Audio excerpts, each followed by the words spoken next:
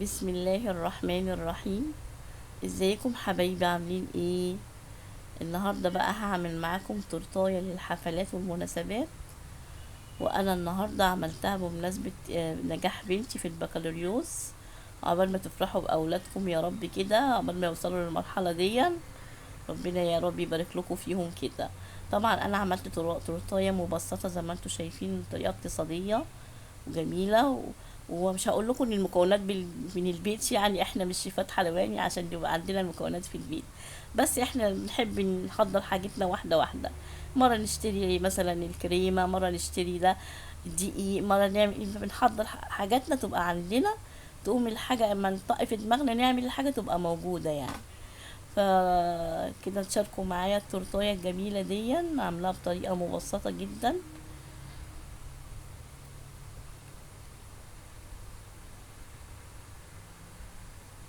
طبعا هي هشه وتحفه ما شاء الله.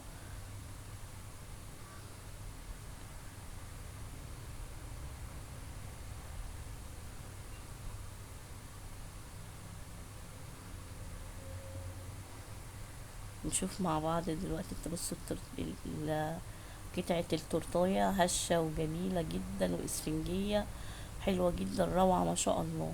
طبعا انا معايا دلوقتي 3 بيضات، ومعايا 3 كوباية الا ربع من السكر، نص كوباية لبن ونص كوباية زيت. تمام.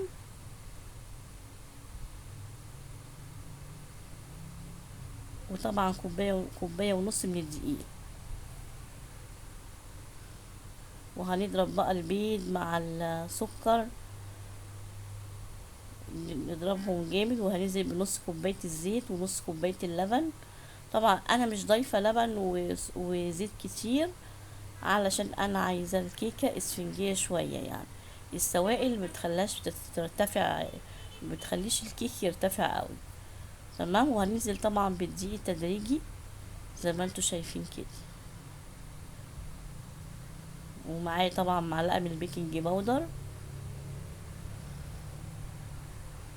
هننزل بالدقيق والبيكنج باودر زي ما انتوا شايفين كده، ونبتدي بقى نضرب الكيكة بتاعتنا. وطبعا احنا هنحطها في درجة على حرارة تكون عالية شوية، وبعدين بنهدي الفرن حبة، قيمة مثلا ايه، نحطها قيمة نص ساعة كده.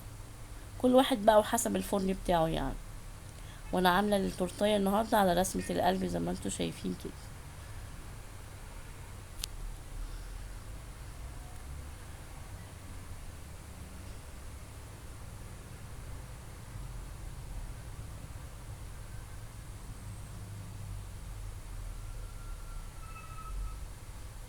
طبعا التورتاية خرجت معايا زي ما انتوا شايفين. اسيبها تهدى وهبتدي اعمل كريم شانتيه. معايا 3 كوبايات من الكريم شانتيه الخام، وهضيف عليهم 4 معالق من السكر البودر، و3 كوبايات من المية. انا عاملة كمية كبيرة لان انا بحضر وصفة تانية، فانا عاملة كمية كريم شانتيه. يعني ايه، انتوا ممكن تعملوا ربع الكمية او نصها بنفس المقادير دي. طبعا المية حسب ايه القوام بتاع الكريمة نفسها. تمام. ومية مثلجة، تكون مية ساقعة. تمام. وهنبتدي بقى نضرب كويس، ونروح بقى ايه، طبعا نشوف الكيك بعد ما بيرد معانا. هنبتدي بقى ايه، ان احنا ايه نقسم الكيكاية بتاعتنا.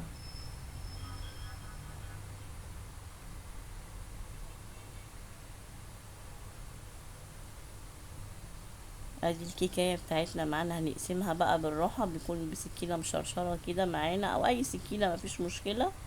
وهنبقى ايه نعمل بالراحة كده، نبقى ساندين بايدينا من فوق، بحيث نبقى متحكمين في سمك الكيكاية نفسها، ما نعملهاش حتة رفيعة وحتة تخينة.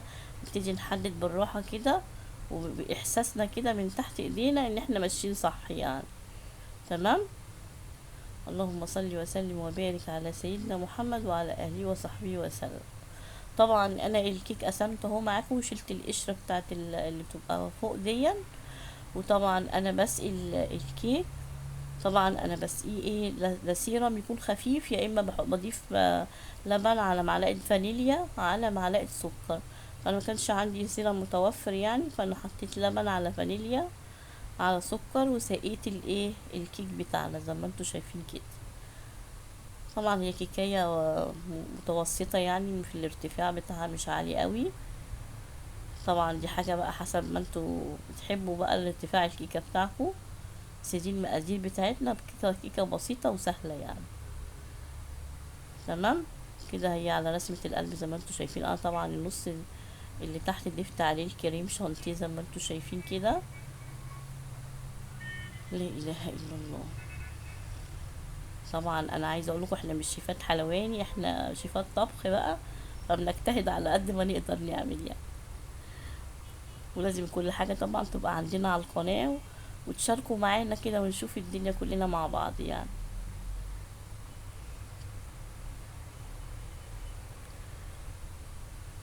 طبعا انا ضفت طبقه من الكريمه كده محترمه زي ما انتوا شايفين.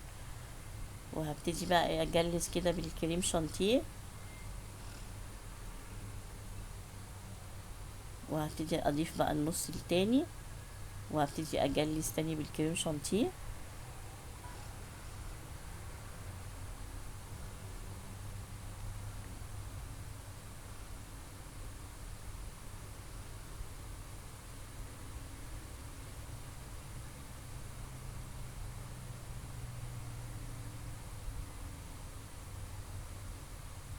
لا اله الا الله. طبعا احنا بنحاول نساوي الكيكه على قد ايه ما نقدر.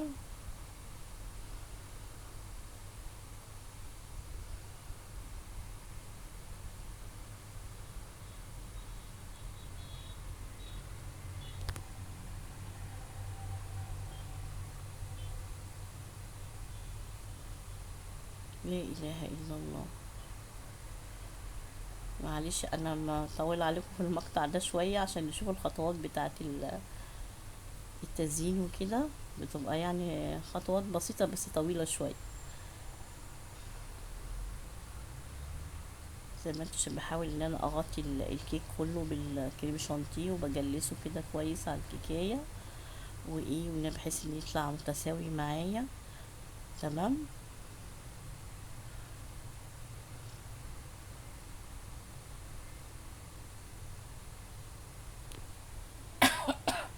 معلش انا عندي برد شديد بقى، سامحوني.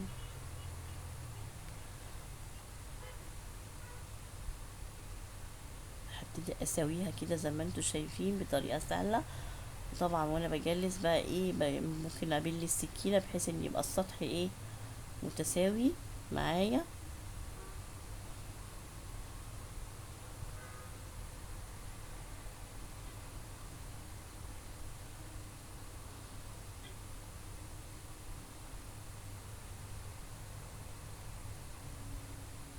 انا بعمل بالسباتولا شويه بقى.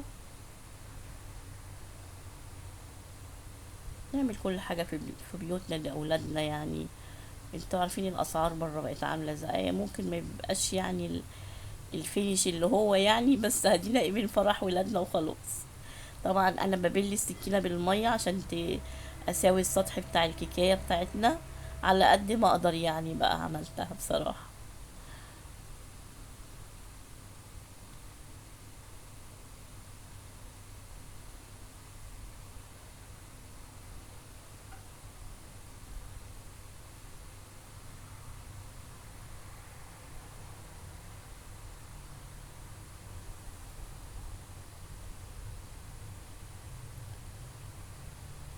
لا اله الا الله. اللهم صل وسلم وبارك على سيدنا محمد وعلى اهله وصحبه وسلم.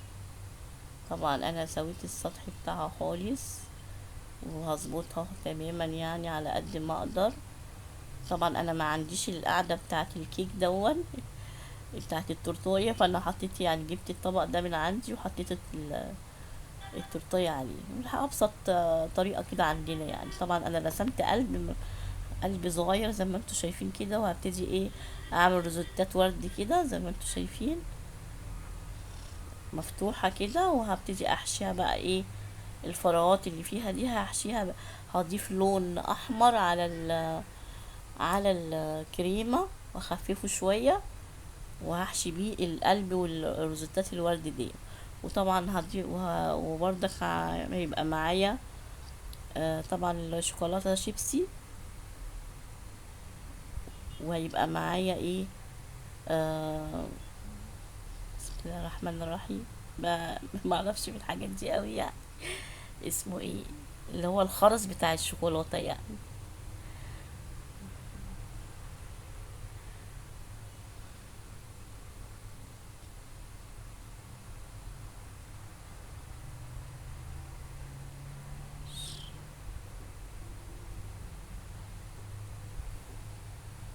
وهبتدي بقى زي ما انتوا شايفين كده ازين باللون الاحمر.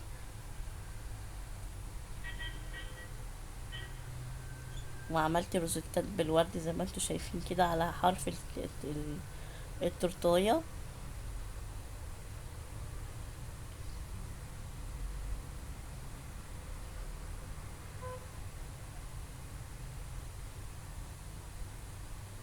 وشفتوا انا حشيت الخرز بتاع الشوكولاته زي ما انتوا شايفين الخرز معايا، وحشيت اللون اللي انا ضايفه عليه كريمه شانتيه.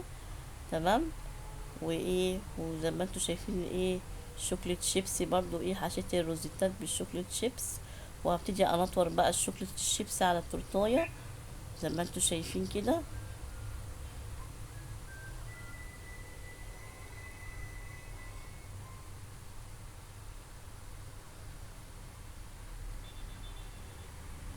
وهنطور برضو الخرز بتاع الخرز برضو بتاع الشوكليت.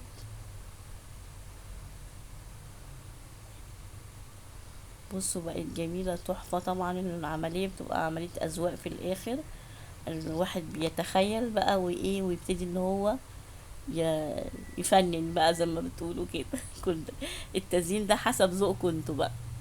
تمام. متنسوش بقى اللايك والشير والسبسكرايب. وسامحوني بقى على البرد اللي عندي بقى مش عايز يختفي خالص.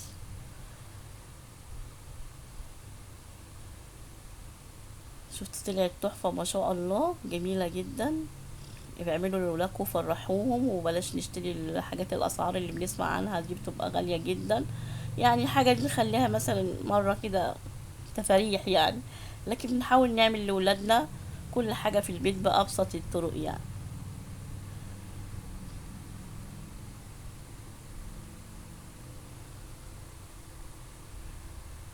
تيجي بقى نقطع كده خرطة كده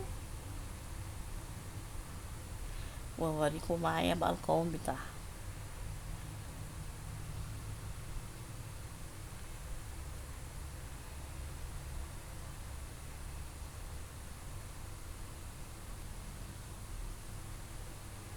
تورتيه تحفة ما شاء الله. قوامها حلو جدا زي ما انتوا شايفين، وكيكة اسفنجية وجميلة.